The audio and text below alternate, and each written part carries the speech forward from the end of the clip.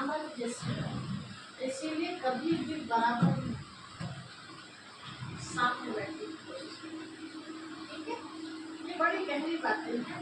हम अपने घर में संगीत बजाती, इसका भी बड़ा गहरा प्रभाव पड़ता है। जैसा संगीत बजाएंगे अपने घर में आप, चाहे टीवी में चल रही आवाज, चाहे मोबाइल में, वैसे करनाएं किरणें और वैसे वहाँ का वायु मिलेगा। प्रैक्टिकल इस बात का, वैज्ञानिक होने के प्रैक्टिकल करके बताएं। एक पेड़ वहाँ लगाया और एक पेड़ कुछ दूरी पर लगाया, मीटर की दूरी पर। एक पेड़ के नीचे डिस्को वाला संगीत बजाया और एक पेड़ के नीचे सारा धार्मिक संगीत। दोनों को खुराक एक सी, पानी खाद जो भी ना एक सी पालना की, धीरे धीरे, लेकिन संगीत दोनों के नीचे अलग। धीरे धीरे बड़े हुए, फल देने लायक बन गए, फल भी आते। लेकिन रिजल्ट में क्या निकला? जिसके नीचे धार्मिक संगीत बज रहा था, पेड़ भी सुंदर देखने में और फल भी अति स्वादिष्ट। जिसके नीचे वो डिस्को वाले फिल्मी गीत बज रहे थे, पेड़ भी टेढ़ा बड़ा अजीब सा, है ना, और फल भी लगे कोई काढ़े कोई कैसे, स्वाद वही स्वाद। तो किसका प्रभाव है? तो इसका जड़ चीज का भी इतना गहरा प्रभाव है। ऐसे बहुत सारे उदाहरण हैं, बताते रहेंगे। तो मैं आपको बता रही है कि मनुष्य मनुष्य ही बनता है। जवान की मदद काम क्यों नहीं मिले?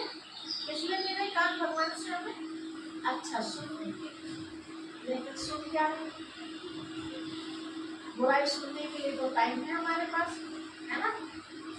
होता है, हमारी माताएं पूछती हैं, लेकिन बहुत आती है हमारे पास, हम शांत रहना चाहते हैं, उस बाबा की याद में रहे, बाबा की बात सुनते रहे अपने काम से।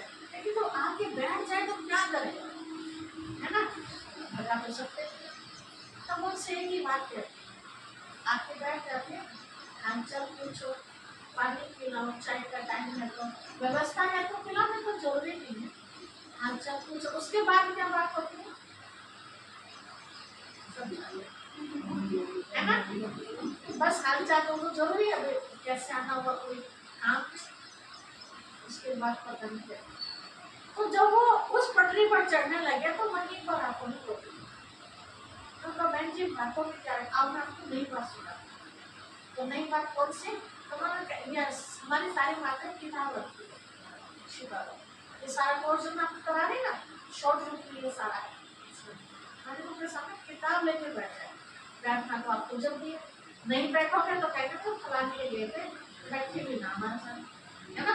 बैठो, लेकिन कैसी बात लेके बैठो, अगर वो इस लायक होंगी तो बैठेगी जरूर, अच्छा नहीं, और इस लायक नहीं होगी, कीड़े मकोड़े चुगने वाली होगी तो लेकिन ललित ने कानून चाहे तो रहेंगे, वैसे भी चाहे तो हम काम छोड़ के बैठे, है ना? अगर ज्ञान की बात करें तो मेरा भी टाइम सफल हो, है ना? उसका भी, लेकिन जो मतलब ही नहीं है, इधर उधर की और दिमाग मत खराब, क्योंकि जो हम बातें करती हैं ना दिन भर में, सुनते हैं, जब ध्यान लगाते हैं हमें डिस्टर्ब करती है बातें, रात को भी याद आती है, और अरे बड़ी चिंतन में सो रहे तो रात भर कैसे बीतेगी, सोचो जरा। अब प्रभु की याद में सोचते तो कैसे बीतेगी? इसलिए अपने आप को ठीक बचाना पड़ेगा, ठीक है? जब काम में लगे रहो, काम ना भी हो तो काम निकाल लो, काम कभी खत्म होते हैं नहीं होते, और कुछ भी नहीं तो अंदर जाके चलिए अपनी डिब्बों को साफ करने वाला काम है ना, जरूरी काम हो तो बताते नहीं तो काम है ना? फिर हम जरूरत के लिए व्यर्थ के लिए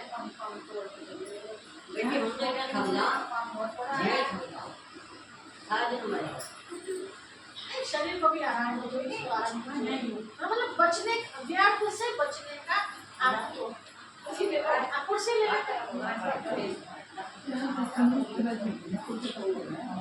आगे तो मैडम जो नीचे बैठ सकते हैं, बैठ जाओ, कुर्सी तो ये रखी, कोई बात नहीं, नीचे बैठ सकते हैं, कोई दिक्कत नहीं, चलो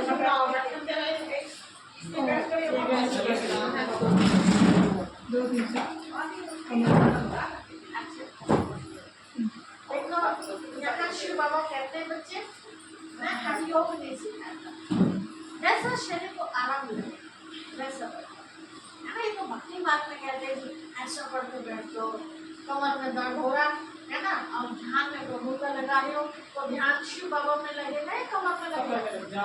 तो इसलिए बिल्कुल ऐसे नॉर्मल होकर बैठना है कि ध्यान हमारा वही हो, कमर पड़ोसी मार के बैठो या पैर फैला के बैठो, कुर्सी पे बैठो, जैसा भी आपको आराम लगता है तब आपका ध्यान वहाँ लग सकता है।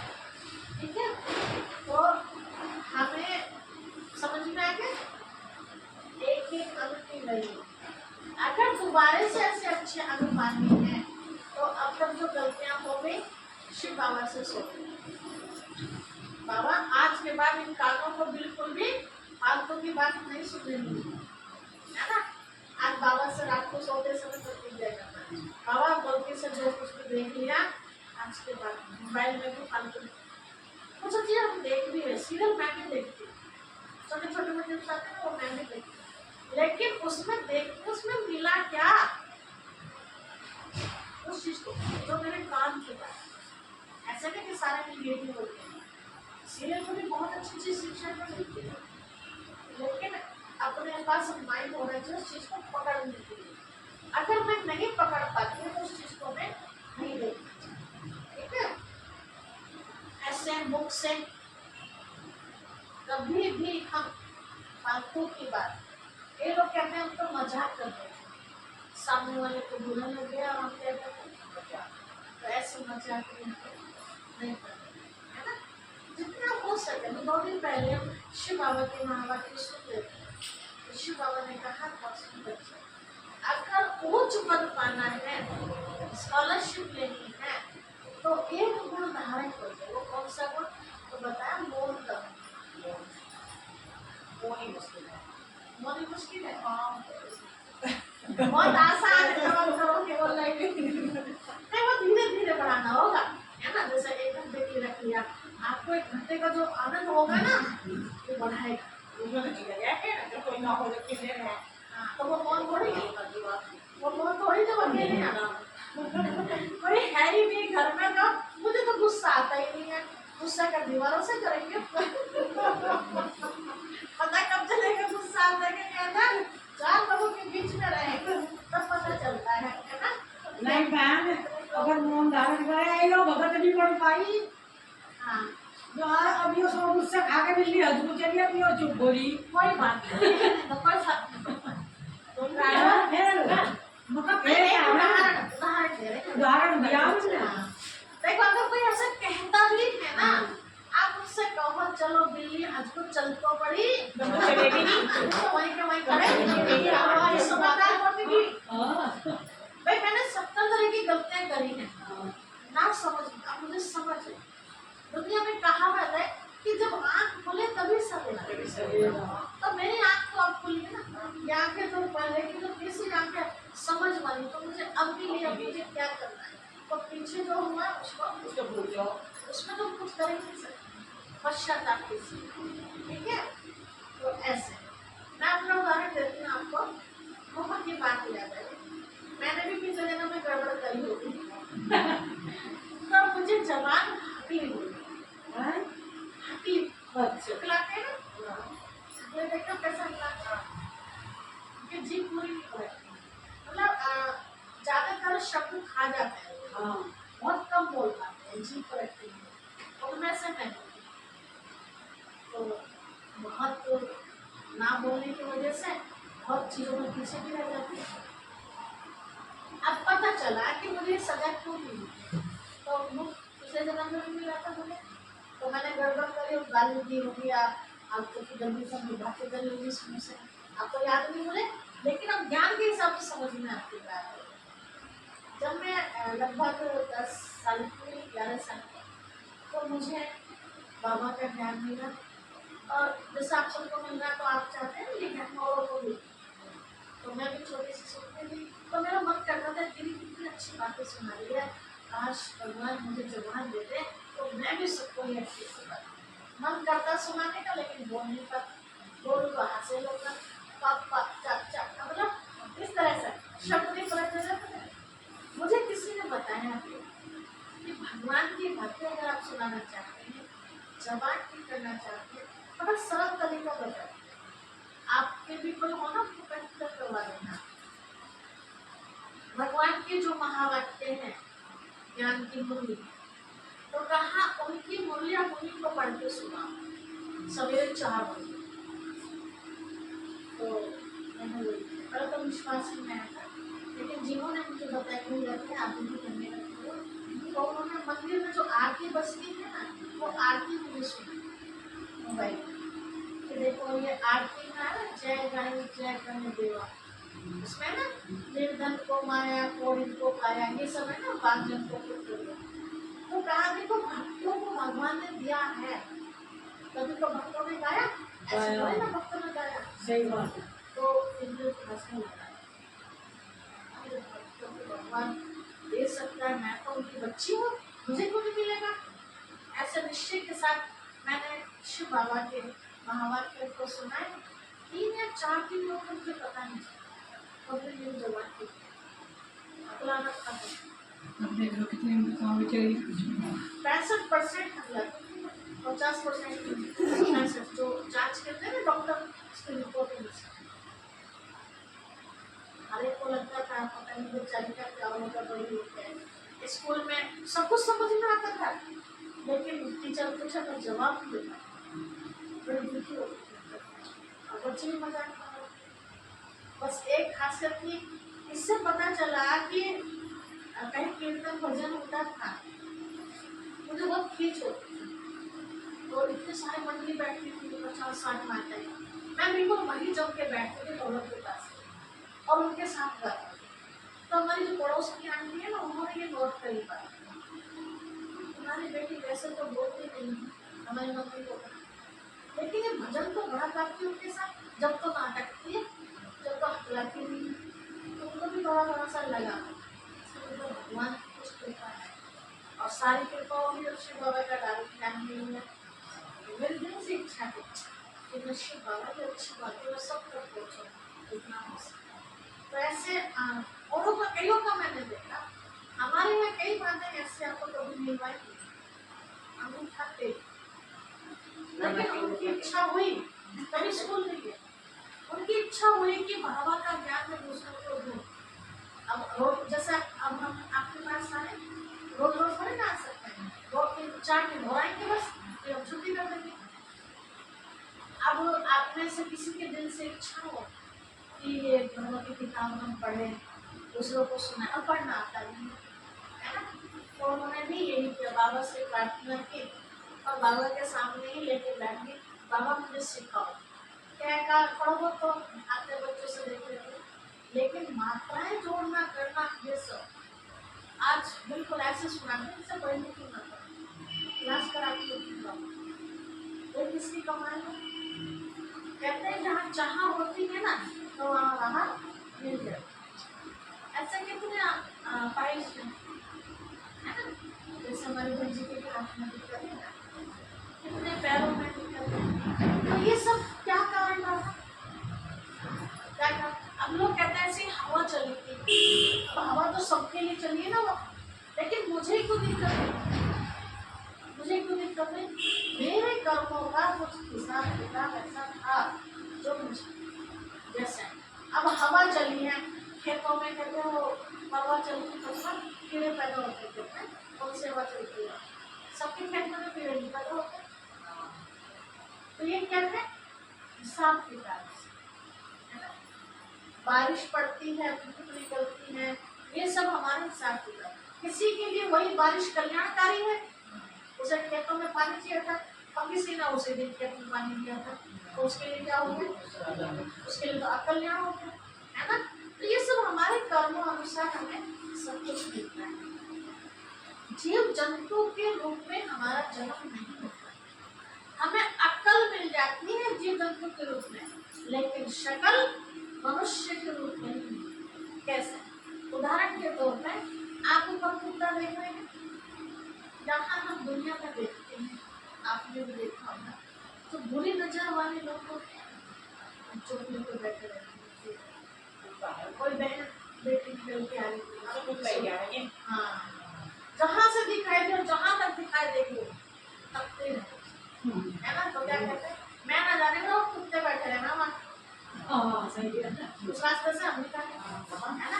अब कुत्ते हैं क्या 400-500 बैठे, लेकिन कुत्ते जैसी अकल न बने। भिखारी मनुष्य को कुत्ता है ना। और कुत्ते की शक्ल तो नहीं है, शक्ल कैसे? ऐसे कई लोग आपने देखा होगा, कोई बात बार बार किसी को समझाई जाए और वो ना समझे तो क्या कहते हैं? जो डायरेक्ट तो कहते नहीं है, और इनडायरेक्टली में क्या कहते हैं? भैंस का आगे कितनी भी बीन बजाओ, ऐसे घुमा के कहते हैं ना। तो भैंस तो नहीं है ना वो, लेकिन अकल ऐसे। कई लोग के शरीर बहुत लंबे होते हैं है ना, पैर कहीं के कहीं, तो क्या कहते हैं? घोड़े की तरह चलता है, अब घोड़ा तो नहीं है। ऐसे कई लोग की तरफ देखा होगा, छोटी छोटी बात पे बड़ा क्रोधित हो जाते हैं। परिवारों में कई होती है, हम क्या कहते हैं? अरे उसे छेड़ना बेकार, तो बंदर की तरह खाने को आ रहा है, शेर की तरह खाने को आ रहा है।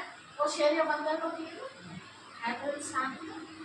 ऐसे और किसी चीज को नहीं। आप देखते हैं कई परिवार में बहुत समझदार बहन बहुत होती है, माता जी होती है, उन्हें तो कुछ नहीं रहता है, लोग के जवाब सहन करती है, अड़ोसी पड़ोसी को देता है, उनकी कोई बुराई करने लगती है, अरे बड़ा जवान लड़ाती है, और आपको पता है कि नहीं तो ऐसा करेंगे, हम क्या करेंगे? वो तो उनको दो मारना है, हमें हम अरे उसको तो हमने देख रखा, उसको कितनी सीखी होनी चाहिए है ना।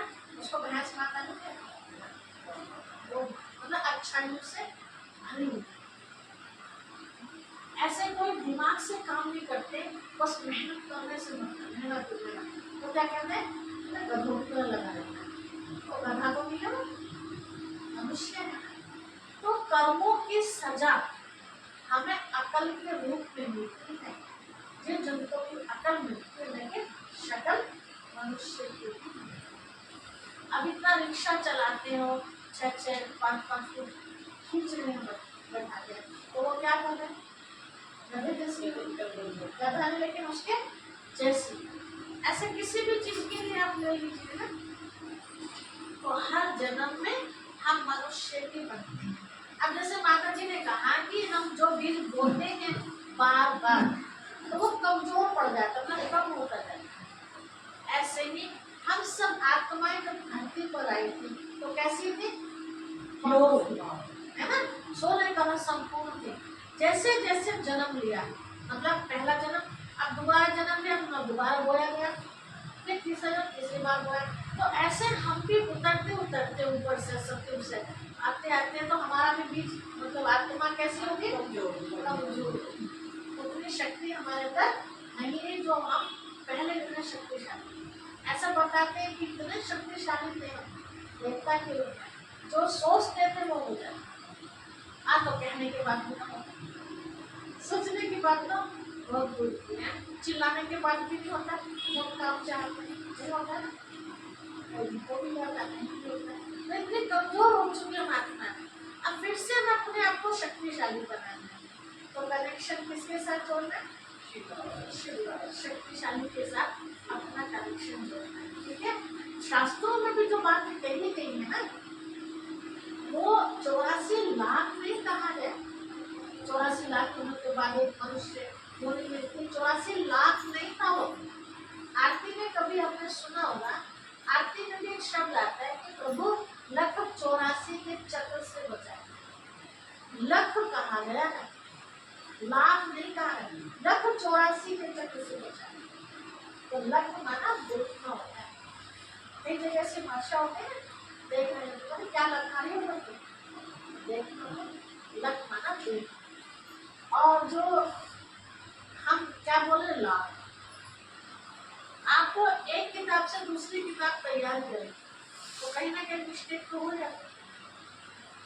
इसलिए कहते हैं कि बड़े बुजुर्ग की नकल के लिए भी अकल चाहिए। तो वहाँ भी क्या मिस्टेक हो गई है कि जिसने भी वो पहली किताब बेचारी पुरानी हो गई है, फट गई है, लेकिन ये शब्द हमारे पास रहे, तो हम क्या करते हो? उसके नोटबुक बनाते हैं। अब उसमें लख के बदले बीच में आ का डंडा आ गया है, तो क्या हो गया? लाभ, अर्थ का अनर्थ। अब लाख, अगर आप 84 लाख की बात करो ना, तो 84 लाख का छोड़ो, 84,000 भी जीव जंतु देखोगे वैरायटी भी अगर देखते हैं, लाख की तो बहुत बेटी है, तो वो लगभग 84, ठीक है। अब वो 84 ही जन्म होते हैं मनुष्य के, 85 भी नहीं होते।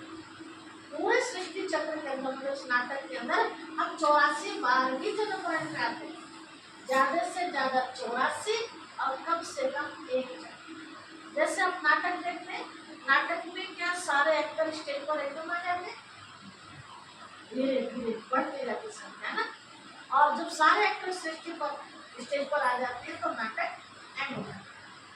ऐसे हम सभी नाटक में जो एक्टर, जब ये नाटक चालू हुआ था तो 9 लाख से चालू हुआ, और आज कितनी संख्या, कितने हो गए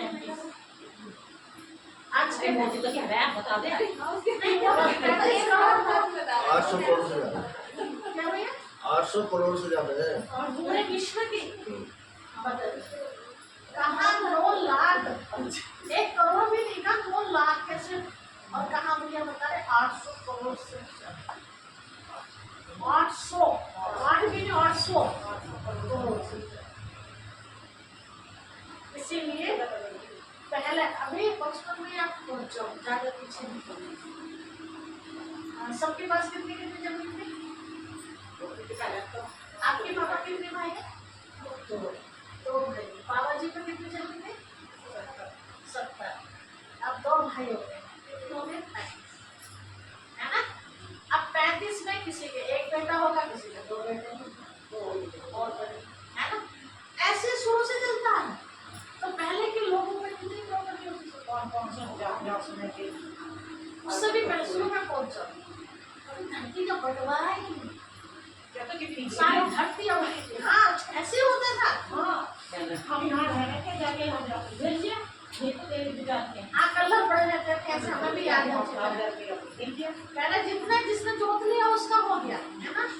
शुरू में जब सृष्टि की स्थापना हुई तो उस समय तो लगाम भी नहीं था, एक द्वापर में शुरुआत की, राजा लोग लगा क्या बोलते थे, लगा वो लोग सत्युग में सब मौज में, सारी धरती अपने, सारा आसमान अपना, सारा सागर अपना, और आज तो हर चीज के एरोप्लेन भी आप नहीं उड़ा सकते हैं, उसका भी अपना एरिया होता है। तो आकाश में बढ़ गया, सागर भी बढ़ गया, धरती को बढ़ गई, कितना बढ़ गया। इसीलिए उस दुनिया के लिए माए थे, इसलिए भरपूर धरती ये दूध की नदियां बहाते थे। अब नदी ऐसे थोड़े बहती थी, तब भरपूर धरती, है ना। तो मतलब ही इन्वेंटर की कोई चीज खरीद ले, बदला होता था आपस में चीजों, अभी भी कुछ समय पहले भी बदले होता था, रेट क्यों वहाँ पे, और आज तो ग्राम तक की मशीन आ गई, बताइए 1 ग्राम की चना भी फालतू होगा, उसको भी आप निकाल दो, 1 ग्राम का चना भी। आने वाले समय में हम क्या होगा सोचो, कोई पूछता नहीं। अब अभी कितनी पतली, बहुत पतली हो जाती है, कोई टेस्ट भी नहीं, और मसाला वसाला लगा देते हैं, बात लगे गाँवों में फिर भी लाना चाहिए, एक दूसरे को हम मट्ठा दे देते हैं। शहर में तो पानी भी न मिले, मट्ठा तो बहुत दूर की बात है ना। इतना महापरिवर्तन अब फिर से परमात्मा ने कहा, शिव बाबा कर रहे हैं। आप देख रहे हैं सीढ़ी का चित्र दिखा है, सबसे ऊपर कौन सा युग है, सत्युग युग, तो सोने जैसी दुनिया की, तो आत्मा कैसी थी, सोने जैसी, ठीक है, मतलब एकदम प्योर। फिर उसके बाद ऊपर राधे कृष्ण लिखा है कोने में, फिर उन्हीं का जो बड़ा रूप है वो लक्ष्मी नारायण, जो कृष्ण है ना, कृष्ण का ही बड़ा रूप नारायण, नारायण अलग कृष्ण अलग ऐसा नहीं, वो बचपना वो बड़ा। फिर आगे देख रहे आप राम सीता को दिखा है, तो वो कैसी दुनिया है, चांदी जैसी, राम राज्य चांदी जैसी दुनिया। आत्मा कैसी बन गई वहाँ, चांदी जैसी, मिट्टी कला में आ रही है ना। फिर उसके बाद आ गया द्वापर युग, है ना, जहाँ राजा विक्रमादित्य शिव चढ़ा रहे हैं, तो ये यहाँ दुनिया कैसी तांबे जैसी बात हो गई। फिर नीचे आ गए कलयुग में, जहाँ पेड़ पौधों की भी पूजा होती है और जो भाई बहन की जो पूजा दिया गई, सब चीज दिखाई है, ये कलयुग। तो कलयुग कैसा हो गया? लोहे जैसा। ठीक है, तो कहा सोने जैसी आत्मा धीरे धीरे धीरे लोहे जैसी बनी। अब फिर से सोने जैसा बनाना है, तो आत्मा के करीब मिलावट आ गई ना, 24 कैरेट सोना, उसके बाद फिर बदलते 22 कैरेट, हाँ 18 कैरेट आ गई। जैसी कैरेट उसकी कम होती जाती है, तो उसका मतलब उसके अंदर मिलावट। 24 कैरेट सोने में मिलावट नहीं, उसमें वैसे बनता भी दिमाग नहीं। पहले पाकर पहनते थे ना बाली में, ऐसे ऐसे थोड़ी थोड़ी रहती थी ना, और आज मोड़ के देखो अपने आप मतलब टूट जाएगी, मुड़ेगा, है ना। जितनी ज्यादा मिलावट उतनी ज्यादा सख्त होता है। तो ऐसे हम सब आत्माएं भी बिल्कुल 24 जैसे कैरेट जैसे सोना जैसे आत्मा थे। तो कितने मुलायम थे हम सब? मुलायम मतलब एक दूसरे से झुक प्यार था, एक दूसरे का सम्मान करते थे, एक दूसरे के सामने झुकते थे। ठीक है, अब जैसे ही कैरेट घटती गई तो हमारे अंदर क्या होता है? टाइटपन आकर चला जाता है, चांदी जैसे बनते। फिर और टाइट हो गए हम, वहाँ में आए तो और टाइटनेस हो गई हमारे अंदर, अभिमान आ गया। फिर कलयुग में आए तो और टाइट हो, कलयुग के अंत में तो कितने टाइट हो गए? बाप को बाप नहीं समझता, है ना। कहाँ देखो पहले है बच्चे माँ बाप से डरा करते थे, बच्चे माँ बाप से सलाह देते थे, और आज माँ बाप बच्चों से सलाह देते हैं। माँ बाप को डरना पड़ रहा औलाद से, इतना उल्टा हो गया है माता जी, ऐसे ही है ना, इतना उल्टा। तो अब शिव बाबा आके फिर से लोहे जैसी आत्मा को सोने जैसी। तो हमारे 84 जन्म कैसे है? सत्युग में आत्मा 8 जन्म देती है। आप 4 युग देख रहे हैं ना, चारों युगों की आयु बराबर है। सत्युग, त्रेता, द्वापर और कलयुग, 4 युग के नाम सुने होंगे। चारों की उम्र युगों की बराबर है। जैसे सवेरे से दोपहर, दोपहर से शाम, शाम से रात, 40 में बांट दो, 24 घंटे। ठीक है, ऐसे 5000 वर्ष का नाटक है, उसको 4 हिस्सों में बांटा गया। बहुत अच्छा समय था, उसको सत्युग कहा। थोड़ा सा डाउन हुआ, उसको त्रेता कहा। उससे भी डाउन हुआ, द्वापर कहा। और बिल्कुल डाउन हो गया तो कलयुग। जैसे सत्युग में आत्मा 16 कला संपूर्ण थी, त्रेता में आए तो 14 कला संपूर्ण, 2 कला कम है। राम को 14 कला वाला बताते हैं, श्री कृष्ण को 16 कला। द्वापर में आए तो 8 कला रहेगी। कला मतलब विशेषताएं, खूबियां जिसको कहते हैं। 16 कला का मतलब जैसे 16 आने को एक खूबियां कहते हैं ना, मतलब वहां कोई कमी नहीं थी, तो 16 से तुलना की। त्रेता में आके थोड़ी सी डिग्री कम हो गई, द्वापर में आती रहेगी डिग्री हमारी, और कलयुग में तो कला ही हो गई। पर कला ही नहीं रही। कैसे? आप कपड़ा भी खरीदते हैं तो अकेले से संतुष्ट नहीं होते, परिवार में वो सब बुलाएंगे, देखिए मम्मी कैसा है कपड़ा खरीद दिए, परिवार में तो पड़ोसी भी बुलाएंगे ना। मतलब कोई या कोई भी काम में पूरे संपूर्ण नहीं है। समझो भोजन बनाने में कोई चीज संपूर्ण है, मैं तो नहीं मानती संपूर्ण। कभी ना कभी कुछ ना कुछ गड़बड़ होता है, नमक ज्यादा हो जाए, है ना, पतली बन जाए, ज्यादा सूखी बन जाए, या हर चीज में बन सकती है। कोई समझे टेलर अपने आप को मैं संपूर्ण कह सकते हैं? किसी भी कोई कारीगर अपने आप को कहने लगे, कोई भी संपूर्ण है ही नहीं, का कला ही मनुष्य। अब बाबा आके फिर से 16 कला संपूर्ण, सारी खूबियां हमारे अंदर बन गई।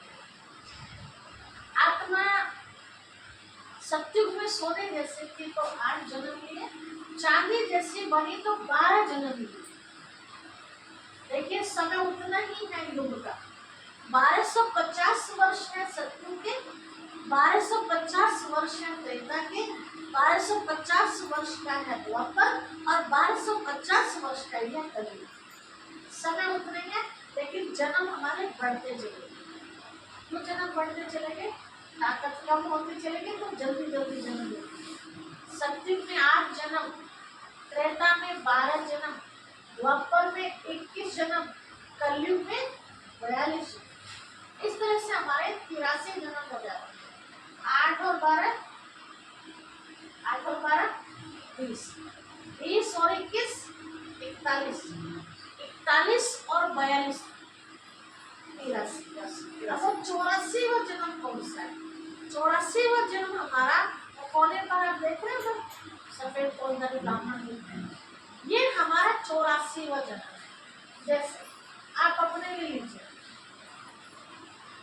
मैंने आपने सबने जन्म लिया, एक जन्म तो हमारा वो हो गया जो मैं माता पिता से मिली। एक जन्म हमारा वो हो जाता है जब हम अज्ञानता के अंधकार से निकल ज्ञान के प्रकाश में आ जाते। एक ये हमारा जन्म। या वैसे भी आपने देखा होगा कोई एक्सीडेंट हो जाए, कोई भयंकर बीमारी लग जाए, वो बच जाए तो क्या कहते हैं उसे? तो नया जन्म है ना। हालांकि जन्म तो वही है, लेकिन कहने में क्या था? एक नया जन्म। ऐसे वो बहुत बिगड़ जाए इंसान और वो सुधर जाए तो भी क्या कहते हैं? उसका तो नया जन्म, तो बहुत बेकार हो गया था, है ना। ऐसे तो ऐसे हम अज्ञानता से जब ज्ञान की राह पर चल पड़ते हैं तो ये भी हमारा नया जन्म। अब तक जिन बातों का पता नहीं और नई नई बातों को पता चलता है तो ये हमारा एक नया जन्म। जब हम कलयुग की राह छोड़ के सत्य की राह पर चल पड़ते हैं तो ये हमारा 84वां जन्म।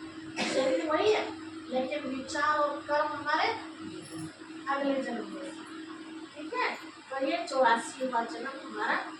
आपने आज तक 4 युगों के नाम सुने, सत्युग, त्रेता, द्वापर, कलयुग। सत्युग, त्रेता, द्वापर, कलयुग। लेकिन यहाँ 5वां युग भी बताया है। वो 5वां युग है, उसका नाम है पुरुषोत्तम संगम युग। क्या नाम है? पुरुषोत्तम संगम युग। अर्थात पुरुषोत्तम मतलब पुरुष, आत्मा को पुरुष कहते हैं, स्त्री नहीं। जब हम सब नारा भी लगाते हैं ना, हिंदू मुस्लिम सिख ईसाई आपस में सब भाई भाई, कभी का आपस में बहन बहन या बहन भाई, क्या कहते हैं? भाई। तो आत्मा को पूरी गायत्री लिखते नहीं कहते हैं।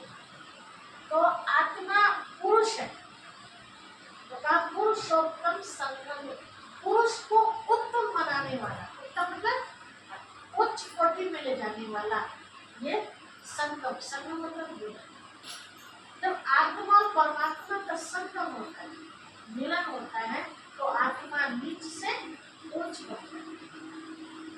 कर्म ऊंचे हो गए तो हम ऊंचे हो गए। व्यक्ति की शक्ल से या कोई ब्राह्मणी में जन्म लेने से ऊंचा नहीं होता है। ऊंचा कैसे होता है? कर्मों से ऊंचा। लेकिन आज की दुनिया में क्या है?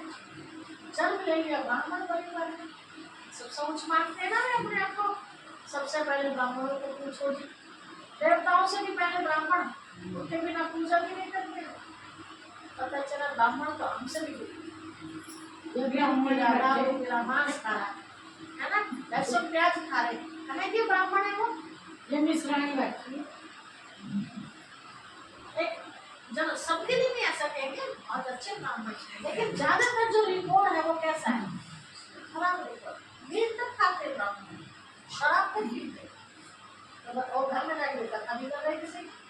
आपने भी देखा होगा, कभी हमारा निकले बुलाता बैठे खाट पर बीड़ी पी रही थी। अच्छा होगी तैयारी जी? बीड़ी पी रहा पूछते हैं होगी भी तैयारी? कहाँ की कथा कर रहे हो? हमारे घर में कोई भी नहीं पीता, और लेकिन ब्राह्मण जो और ही पवित्र वातावरण करने वाला है, पवित्र है, क्या हमारे घर को पवित्र करेंगे वो? कोई भी उसे समझने बात छोटा। तो शिव बाबा हमें नाम के ब्राह्मण नहीं बनाते, हमें कर्म के ब्राह्मण बनाते। रात्रि से चाहे मैंने जमादार के घर में जन्म लिया, हरिजन के घर में जन्म लिया, कसाई के घर में जन्म लिया, लेकिन कर्म मेरे महान, तो मैं जमादार नहीं, मैं कौन? ब्राह्मण।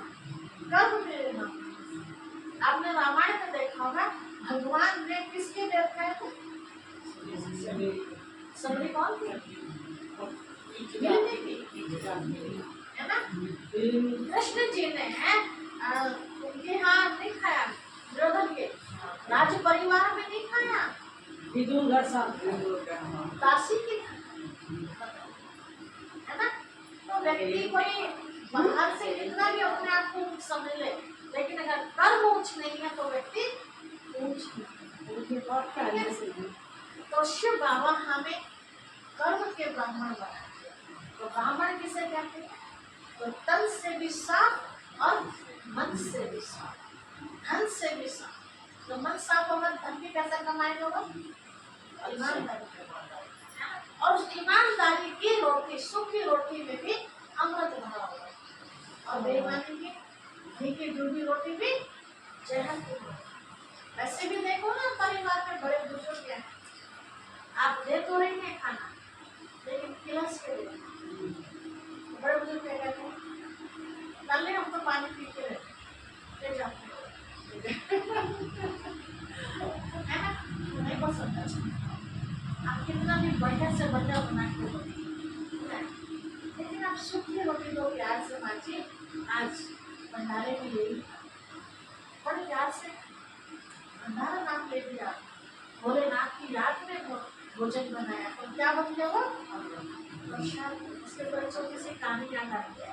बताते हैं एक बार कि एक ब्राह्मण को दो परिवार से निमंत्रण आते हैं। एक सेठ है, एक जमींदार। अब ब्राह्मण तो सबके लिए बराबर होते हैं, लेकिन दोनों का कहना था कि हमारे पास कल ही टाइम है, उसके बाद हम बहुत बिजी हैं और यही टाइम है। अब ब्राह्मण जी किसके पास जाएंगे? ब्राह्मण जी ने कहा देखो, ना मैं आपके यहाँ आऊँगा ना मैं आपके यहाँ आऊँगा, मैं यहाँ मंदिर में बैठा हूँ और दोनों के नाम की जो पूजा पाठ है भगवान से दुआ मैं यही करूँ, क्योंकि जिसके जाएंगे दूसरे को बुरा नहीं जाना चाहिए। तो बड़ी समझदारी का काम किया ब्राह्मण ने, दोनों को ठीक लगा, ठीक है जैसे आपकी इच्छा, पंडित जी ठीक है वैसे कर दो। तो कहा क्या क्या करना है? तो बोला जो भी आपको ईश्वर को भोग लगवाना है ना, वो आप अपन कर लीजिए। तो भोग में देखा होगा आपने, कई तो बेचारे का सारी बात करते हैं, कई हलवा बनाते हैं, कई तो पूरा ही भंडारा करते हैं, है ना, अपनी क्षमता अनुसार। वैसे वो टाइम हो गया, ब्राह्मण जी बैठ गए पूजा में, जो दोनों को दे रखा था कि जो भी आपको करना है वो कर देना। तो जो गरीब व्यक्ति था वो एक ही थाली भोग लेता है, उसमें मट्टी का गिलास, गुड़ की दही, सूखी रोटी, सब्जी और कुछ सलाद, बड़े प्यार से लेके कहा प्रभु को मेरा ये अर्पण कर। पंडित जी ने रखी। अब वो सेठ जी जो था अमीर व्यक्ति, उसके तो नौकरों की लाइन लगी, वो सारे थाल लाइन से लगाते, एक में जलेबी, एक में मरकी लगी है, पता नहीं क्या, ठीक है। उसकी भी एक थाली उठा के पंडित जी ने अपने सामने भोग लगाया। तो ये भी रस्म है ना हमारे हिंदू धर्म में कि सबसे पहले भोग के बाद ब्राह्मण को खिलाते हैं, उसके बाद सबको खिलाते हैं। ब्राह्मण जी को भोजन करना था, दोनों की थाली सामने। तो ब्राह्मण जी ने क्या किया, एक रोटी उसमें से उठाई और एक रोटी उसमें से, और दोनों को ऐसे मुट्ठी से खींचा। एक रोटी में तो अमृत निकला, एक रोटी में जल, किस में खून निकला होगा और किस में अमृत निकला होगा? सुखियों में सुखते में अमृत। सूखी रोटी में अमृत, और जो भगवान से जुड़ी थी उसमें ब्लड। भगवान में थे। अभी मानो दूसरा वो चुस चुस के खाता है, तो वो कैसा? तो कहने का भाव ये है, जितना हम प्रेम से चाहे थोड़ा सा ही बनाए, है ना। कभी भी आप शिव बाबा को भोग लगाए, एक तो होता है कि हम अपने घर में ही लगा के और अपने खा लेते हैं ना, एक होता है सार्वजनिक रूप से लगता है कि मैं भोग लगाऊं बाबा को, सबको मिलना चाहिए। इसमें दिखाओ अपनी जीव जैसा, आप उधार ले आओ सामान, है ना, और संकल्प चलते रहे। तो भगवान स्वीकार करें। जैसे भी अपने घर चावल ही है ना, मीठे चावल ही बस सब खावा तो ना, वो स्वीकार। उनका सब खाते तो ना, हम कहते हैं क्या कर रही है, हाँ। अपने मन को खाना उन्हें भगवान की का खा लेंगे। नहीं नहीं, अब जैसे हम बैठे हैं, हमारी इच्छा है कि सब उस प्रसाद को खाएं, है ना, जो हम बाबा को खिलाएं, सबको मिलना चाहिए परंपरा में। तो अगर मेरी तक चावल की है ना माता जी, तो मैं मीठे चावल ही बनाऊं। जिसको नहीं खाना होगा मत खाओ, अजी लेकिन जिसको प्रभु प्रसाद से प्यार होगा वो खाओगा। वो चाट में भी दोने को वो तो अब देखो घर में ऐसी बात है, मतलब मैं चाही प्रसाद ही चढ़ा पाई, हाँ। सब के हाथ पे रखो। हाँ अच्छा हाँ, तो लगे। जिसको मैं तो उसको मत दो। और जो चाहने के लिए हमें चाहिए ही नहीं तेरा, नहीं दो, नहीं दो, नहीं दो। उसे खुद ही रख लूँ, हाँ। बाहर भी नहीं कोई बिचा कर नहीं दे नहीं, दिया, अपने आप अपने आप कर ले। अपने अब देखो घर के एक बात पूछो, अगर वो आपको लगता है कि इनको इसका महत्व नहीं है, नहीं पूछो। बच्चों को कहते लिए ही ना, फिर देना चाहिए। हाँ, नहीं दे। मैं 1 किलो फ्रूट लाई थी, तुमसे क्या पूछूं, उन्हें सच्चा बालक ने खूब बने वहाँ देवी बगई थी, सब बांट दूंगी, कहते हमें इसका प्रसाद चलता ही नहीं। कोई बात नहीं, तो हो सके उसमें भी भलाई होना कि हमने भी कुछ लड़की का पूछा दिया, कुछ शिव बाबा देवी माँ ये चाह रही फोड़ फाड़ के हो गाय कि खुआ माता दिया। कमजोर है, हाँ। ये सारी ताकत माता को मिलनी चाहिए, और ये भी तो हो सकता है। साढ़े तक अब बेटी मेरे को खाई देते मेरे फोड़ फोड़ के हाँ, गाय बात को में खुआई, कल्याण है। गाय का फिर खुआई फोड़ फोड़ क्या? अखरोट ये प्रसाद लाई हाँ, प्रसाद। भाई, खतरे घर में क्या कैसे भी थे। चलो ठीक है, तो हर बात में शुक्रिया करो प्रभु का कि इन्होंने मना कर दिया, इसमें भी कहीं ना कहीं भलाई होगी। हम देते हैं। तो अभी इसमें बात रह रही है, अच्छी तो रह रही। कल हम आपको सुनाएंगे बाकी एक छोटी सी कहानी लेके ऐड कर रहे, अभी इंतजार होगा। बताते हैं एक बार बीमार से क्या सुना, बोली जहाँ दे दिमाग से। चलो ये सुनाती हूँ कहानी, बात में आ गई है। मैं आपको बता रही थी कि बहुत अच्छा युग था तो सतयुग कहा गया। सतयुग से क्यों कहा गया कि वहाँ चारों प्रकार का सुख था, तन का, मन का, धन का, जन का, चारों प्रकार का। तन कैसा था? निरोगी था। मन कैसा था? Tension free. धन कितना था? बेहद। सोने के महलों में रहते, सोचो कितना था। और जन मतलब संतान। संतान कैसे थे? आप आज चारों में से कुछ है? तन है तो निरोगी है, मन है तो अनेक प्रकार के टेंशन है ना, और धन इतना है नहीं तो किसी की मदद, अपने को कई बार जरूरत पड़ती है, उनकी पूर्ति होती है। और जन कैसी है? संतान कैसी है? जैसी होनी चाहिए ऐसे हो, है ना। बेकार तो नहीं कहेंगे, लेकिन जैसा होना चाहिए। हम चाहते हैं कृष्ण जैसा बच्चा, राम जैसा पत्नी, है ना, प्रहलाद जैसा हमारा पोता, ये चाहते हैं अच्छे लोगों का मामा, लेकिन नहीं होते। तो ये चारों सुख वहां थे।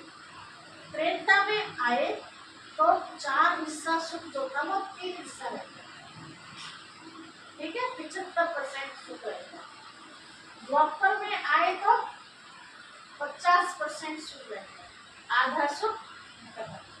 सतयुग मतलब संपूर्ण सुख, त्रेता मतलब 3 हिस्सा सुख, द्वापर मतलब 2 हिस्सा सुख, और कलयुग मतलब इसका तो नाम ही कलयुग है, जहाँ कल है कलयुग, यहाँ तो कोई सुख नहीं। और सुख में भी दुख भरा हुआ। थोड़ी देर को सुख है, अभी हमारे घर में बच्चे ने जन्म लिया, इतनी सब खुशियां मनाते, पोते ने जन्म लिया, पता चला अगले को आंसू, है ना। तो सुख कब में दुख में परिवर्तन हो जाए, यहाँ कोई भरोसा है। बच्चा अच्छा खासा गया दूध देने के लिए, बच्चा आएगा, है ना, पता चला वापस। कितनी घटनाएं हम सब ऐसे सुनते हैं। अच्छा खासा खेलता हुआ स्कूल गया, वापस। तो ये कलयुग मतलब 1% भी सुख नहीं, 1% में भी कहीं ना कहीं डाउट रहता है कि पता नहीं ये सुख तो कहीं किसी की नजर में। अब शिव बाबा आपके संकल्प लेकर 5वां युग है, संगम युग पर हमें फिर से वो चारों पदार्थ का सुख मिलता है। अब वो सुख मिलेगा कैसे? आपको अगले जन्म में हर तरह का सुख पाने चाहते हैं ना, तो तन का सुख कैसे मिलेगा? इस तन को जितना आप सेवा में लगाएंगे, मतलब दूसरों को सुख दे, सेवा मतलब सुख दे, तो तन कैसा मिलेगा?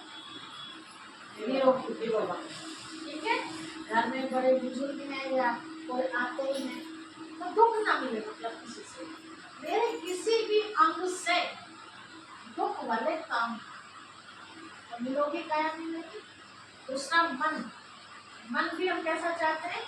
तो कोई टेंशन ही ना हो किसी को, तो ऐसा कोई काम हम ना करें जो किसी को टेंशन हो जाए हमारे काम से। ठीक है, अब कुछ काम ऐसे होते हैं कि है तो अच्छा लेकिन टेंशन हो जाएगा, तो जो काम भगवान को पसंद है लेकिन दूसरे को पसंद नहीं, तो उसकी परवाह नहीं करनी। किसकी परवाह करनी है? भगवान। ठीक है, अगर उसे राजी कर लिया, सारी दुनिया नाराज हो जाए कोई फर्क नहीं पड़ता, लेकिन अगर वही नाराज हो गया, सारी दुनिया को राजी कर लो, तब भी हम दुखी हो। दुनिया कैसी है? एक पल राजी है, दूसरे पता नहीं कौन सी बात में नाराज हो जाए, पता ही नहीं चलता है ना। तो इसीलिए उसको राजी करने की कोशिश, जैसा वो चाहे वैसा मन करे, तो मन टेंशन फ्री।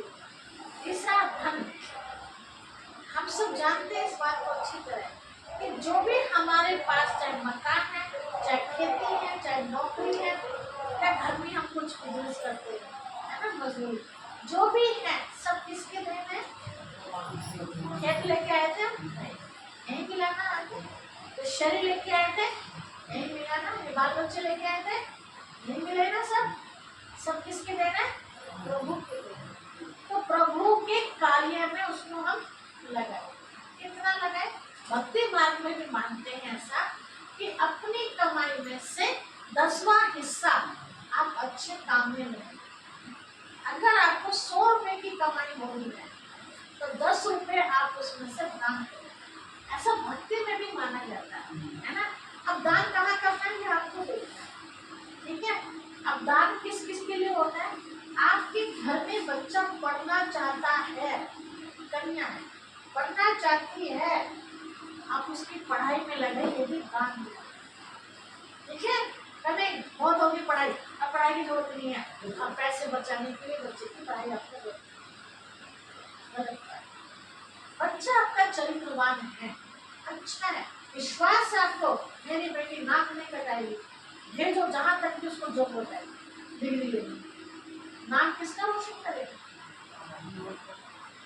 जहां आपको लगता है कि चरित्र में कहीं ना कहीं कुछ गड़बड़ है, बैठा के समझो, आपसे भी बड़े बुजुर्गों से समझो, फिर भी नहीं मानते, फिर बोले रास्ता।